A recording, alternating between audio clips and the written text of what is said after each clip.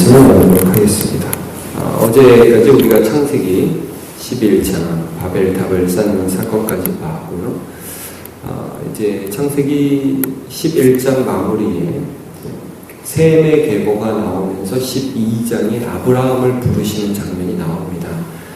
그렇게 하면서 하나님이 어떻게 죄악에 가득한 이 땅에 아브라함을 통해 교회를 이루시는가, 하나님의 믿음의 공동체를 세우시는가, 걸 쭉 이제 창세기에 나타내죠.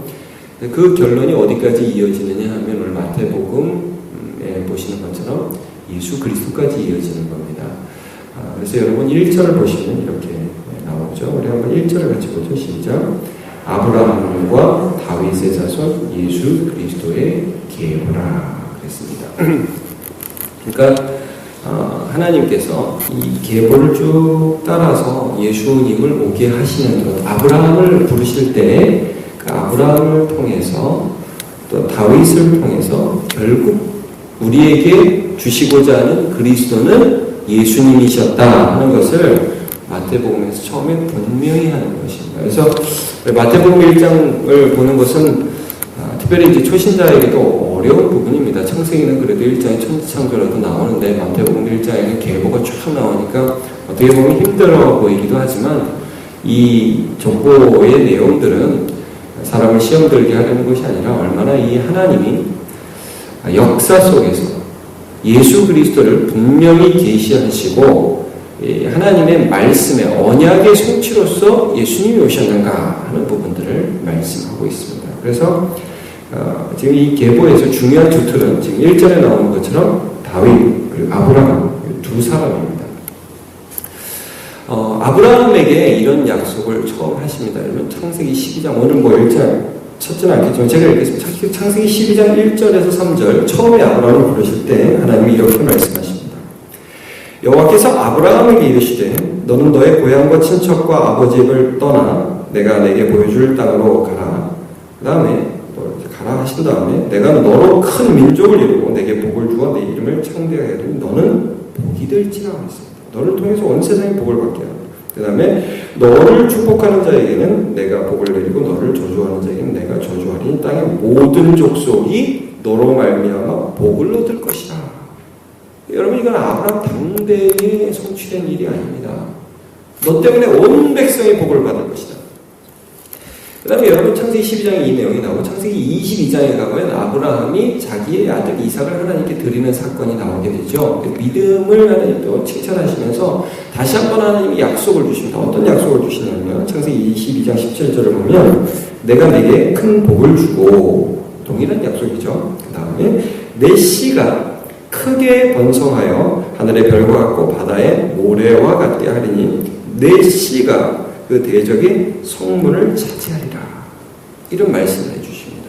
너 분명히 한 씨가 있는데 그것이 그를 통해서 온 세상의 복을 받고 대적의 문을 취하겠다. 원수를 이기게 하겠다라는 말씀을 해주십니다. 여기 이제 씨가 단수로 기록되어 있는데 이걸 이삭이라고 해석 1차적으로는 해석을 할 수 있는데요. 요거를 이제 신약시대 갈라디아서 3장 16절을 보면 바울은 이 부분을 이렇게 말씀합니다. 이 약속들은 아브라함과 그 자손에게 말씀하신 것인데 여럿을 가리켜 그 자손들이라 하지 아니하시고 오직 한 사람을 가리켜 내 자손이라. 이게 개역 성경에는 씨라고 나왔습니다. 근데 여기서는 자손이라고 했는데 한 사람을 가리켜 내 자손이라 하셨으니 곧 그리스도다. 그러니까 창세기 22장에 이삭을 하나님 앞에 드리고 야, 네 씨를 내가 복되게 하고 네 씨를 통해서 온 세상에 복을 받게 하겠다는 그 씨는 누구를 가리키는 것이냐면 예수 그리스도를 가리키는 말씀이라는 거예요. 그 아브라함에게 말씀하신 그 약속이 드디어 성취되었다. 그 예수님이 왔다. 이 말씀을 계보에서 해주십니다. 다윗은 어떤 약속을 해주셨느냐. 여러분 다윗이 왕이 되고 나서요. 하나님 앞에 이런 소원을 했습니다. 제가 하나님 성전을 건축하고 싶습니다. 나단 선지자가 이런 말을 하니까요. 나단 선지자가 그 다윗의 소원을 가지고 하나님의 또 계시를 받게 되죠. 그래서 어떻게 얘기하냐면 너는 안다.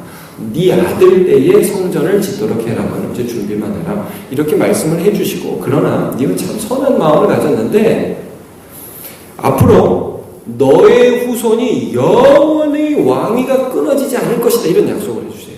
그러니까 네 후손들이 앞으로 영원토록 이 왕위가 끊어지지 않을 것이다. 근데 여러분, 다윗의 왕위가 실제적으로 끊어졌습니다.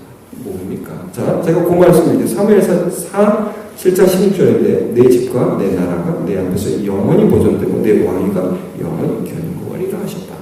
그래서 이스라엘 백성들은 늘 다윗의 자손 그리스도가 다시 왕권을 회복할 것을 기다렸다고요. 왜냐하면 하나님의 약속이니까, 영원하리라는 약속이니까. 그리고 그 약속이 영원한 왕이신 예수 그리스도를 통해서 성취되었다는 거예요. 여러분, 우리가 알지만 예수님이 십자가에 달려 돌아가실 때 이 죄패에 뭐라고 써있는지 아십니까? 유대인의 왕, 영원한 왕을 모신 분이시라는 거예요. 그리고 예수님은 왕을 모셨기 때문에 그것을 고발당하는 죄목으로 이제 사람들이 자꾸 죽여버린 거예요. 예수님은 왕임을 부인하지 않으셨어요. 자신이 다윗의 자손으로 이 땅에 오셔서 영원한 왕으로 통치하실 하나님의 아들이심을 늘 이렇게 말씀하셨죠. 원래 이 족보가 말해주는 것은 그것입니다.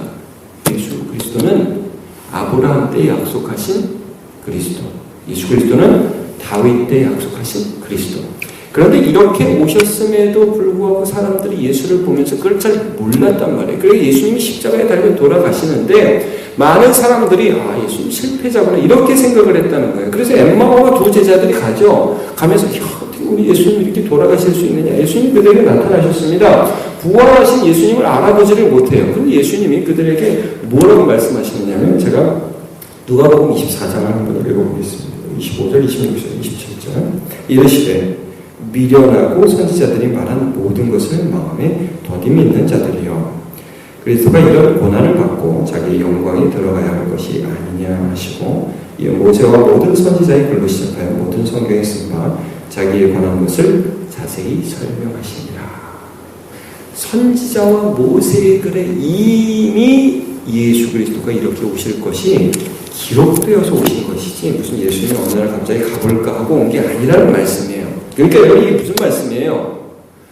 허무맹랑한 내가 예수네, 내가 구원자네 하는 이런 사람 믿을 가치가 없죠. 그러나 우리가 믿는 예수님은 하나님의 영원하신 계획 가운데서 이미 창세기 3장에서 내가 뱀의 원수, 여자의 아들과 뱀의 후손이 원수가 되게 하겠다. 이미 그때부터 하나님이 말씀하셨고요. 처녀가 잉태하여 아들을 낳을 것인지 그 이름은 임마누엘이 아니라 이사야에 약속하셨죠. 미가서에서는 어떤 말씀을 약속하셨습니까? 베들레헴 에브라다야 너는 이스라엘 중에 작은 공을 이루되 그렇지 않다. 너를 통해서 이스라엘 다스릴 자가 날 것이다. 베들레헴 탄생이 약속되었죠. 이사야 53장에서는 예수 그리스도가 순환당할 것을 이미 약속하셨죠. 이미 말씀해 주셨죠. 그가 찔림은 그가 상함은 우리의 죄악을 인함이라 이미 말씀하셨죠. 그 모든 것들이 성취된 분이 예수님이시다. 예수님을 믿어라 이겁니다. 근데 여러분 그 안상홍이라고 혹시 들어보셨습니까? 안상홍. 이 사람은 지금 하나님의 교회 무슨 하나님 어머니가 있다고 하는 그 부귀한 사람들인데, 자 여러분 안상홍 믿는 사람들 그 사람들이 왜 안상홍이 그리스도라고 얘기하냐면 정말 황당해도 극치가 이런 극치가 없습니다. 다윗이 여러분 왕을 40년 했습니다. 다윗이 왕을 40년 했는데 예수님이 3년 이 땅에 공생애를 하시다 돌아가셨다는 거예요. 근데 안상홍이 세례를 받고 죽는 것도 어떻게 죽냐 하면 그 부산의 식당에서 밥 먹다가 뇌출혈로 죽었어요. 그 사람이 37년 걸렸어요. 세례 받고 죽기까지 37년. 그러니까 예수님 3년 플러스 안상홍 37년 하면 다윗의 제위 40년이 된다는 거예요. 그래서 그 사람이 그리스도래요. 그러니까 이게 참 웃기고 황당무계한 얘기들을 하고 있어요. 자기가 그리스도래 하는 사람들 보면 이제 너무너무 웃긴 거죠. 여러분 예수님을 믿으시기를 바랍니다. 다른 믿을 게 아니고 예수님을 믿어야 돼요. 그리고 오늘 이 족보에서 우리가 조금 더 유념해 볼 수 있는 것들은 어떤 부분이 있느냐. 여자들을 좀 유의해서 봐야 됩니다. 여자가 4명이 나오는데요. 여러분 3절을 보시면 유다는 다말에게서 나오죠. 창세기 37장에 나오는 얘기인데 다말이라는 여자는 유다의 며느리입니다. 그러니까 며느리로서 남편이 하나님 합격할 때 쳐버리니까 유다를 통해서 아들을 낳게 됩니다. 그러니까 이게 부도덕한 여자고 정상적이지 않은 방법을 통해서 낳았다는 건 성경에서 감추지 않고 보여주고 있는 것입니다. 자, 그 다음에 5절을 보시죠. 살몬은 누구에게서? 라합에게서. 라합은 여러분 잘 아시는 것처럼 여리고의 기생입니다.